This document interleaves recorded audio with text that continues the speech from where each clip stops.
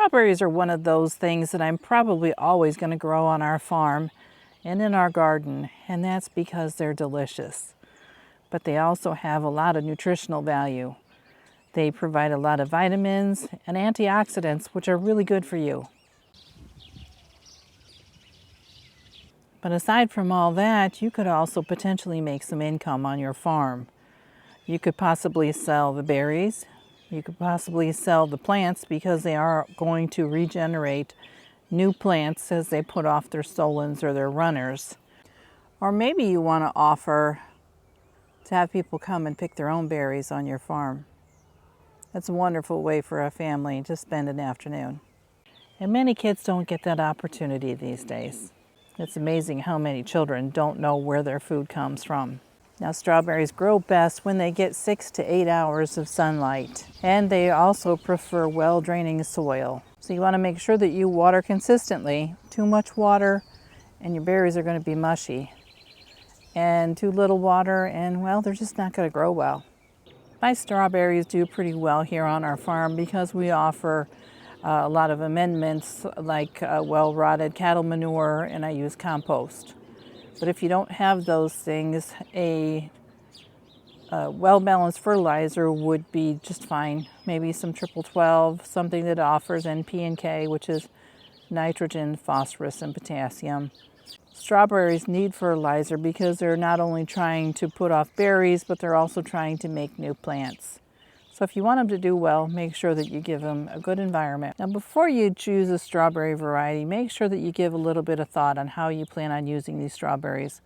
Whether you plan on making jam, freezing them, or just eating them fresh, it's important to get the right variety so that you're not disappointed when your plants start to produce. You also want to give a little bit of thought to choosing a variety that's resistant to diseases.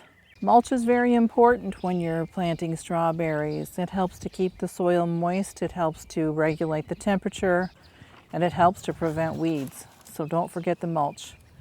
This year I'm using some wood chips because that's what I have. In the past I've used grass clippings and straw, so whatever you have on hand will be just fine.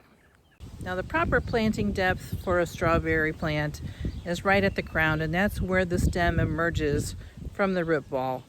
If you plant them too deep, the top part will rot, and obviously you don't want your roots being exposed. So the crown is right where you want to put it, right at soil level.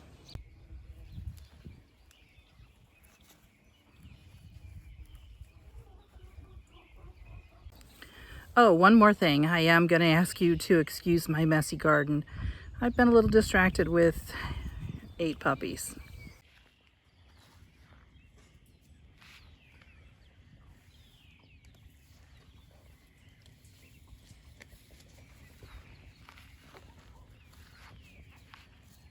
So I just wanted to give you an update on how these strawberries work in the greenhouse or in gutters where I had planted them last year. Got quite a few strawberries that have matured.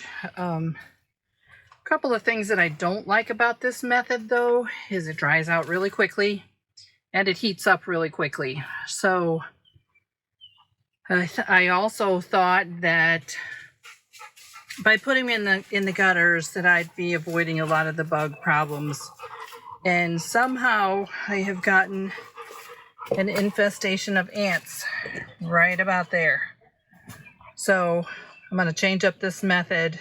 I mean, it is kind of cool having them right here at waist height where I can pick them easily, but I thought that I'd be avoiding a lot of the bug problems, and apparently that isn't so. They still found their way in. So I am going to change this up, and we'll probably be planting back in the ground, but it was something that was worthwhile trying. This is something that worked well for me, and it's given us a bunch of early strawberries because my other strawberries that are out in the garden are just starting to flower. So here I've got some ripe strawberries.